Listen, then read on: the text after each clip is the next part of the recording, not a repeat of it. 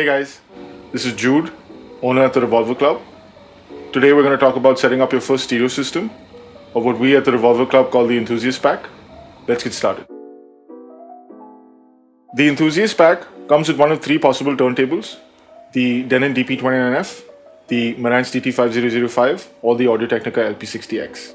All three of these turntables that I just mentioned play both sizes of records, 7-inch as well as 12-inch, and both speeds, 33 1/3 as well as 45 RPM. They also include a built-in preamp. These turntables are paired with the Edifier R1280DB active bookshelves. Active meaning they have built-in amplification, so your turntable obviously simply plugs in there. The speakers also have Bluetooth, which means you can pair up with your phone or your tablet for wireless playback, and also an optical and coax input, so you can connect to your TV. In many ways, a Swiss Army knife of a music device. Today, we're going to talk about the Denon DP29F based Enthusiast Pack. Once you open up the Denon box, you're obviously going to find the turntable. You're going to find a small 45 RPM adapter. You're going to find a metal platter that's going to have a rubber belt on the underside, as well as a rubber mat.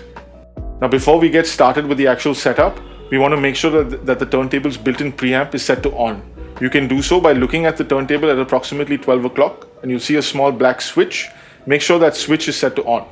Once you've done so, carefully place the platter on the turntable via the spindle and loop the belt around the pulley. Move the platter gently to verify that the belt is properly inserted. Once you've verified that, place the mat on the spindle. We've now completed the turntable setup aspect. Now we're going to talk about the Edifier speakers. The Edifier R1280DB speakers are very easy to set up. Once you open up the box, you're going to find two speakers. You're going to find the powered speaker that plugs into the wall.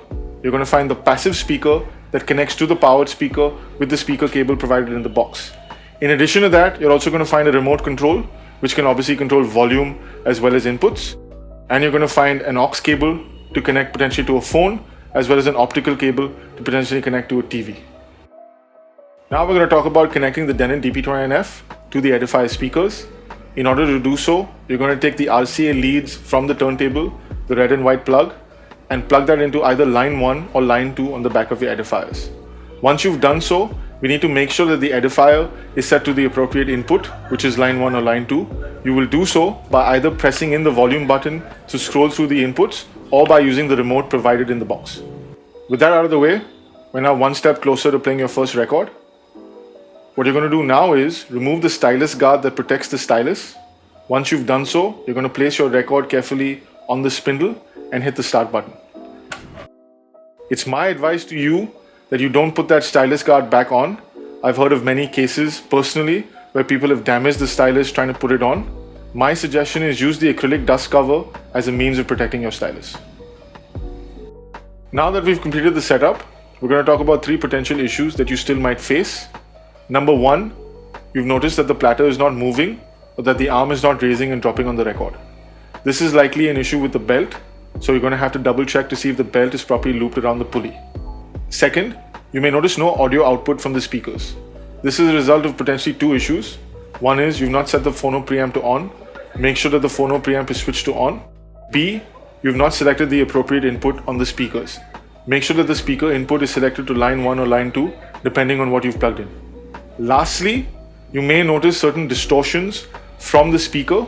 If that's the case, most likely the issue is that the speakers are too close to the turntable and that vibrations from the speakers are being picked up by the stylus. You can avoid this by either moving the speakers further away from the turntable, or best case scenario, making sure that your turntable and speakers are not on the same platform. That's it for this video. I hope it was helpful. Everything that I've spoken about today, you can find linked down in the description below. If you have any questions, feel free to leave them on the comments, and I hope to see you soon.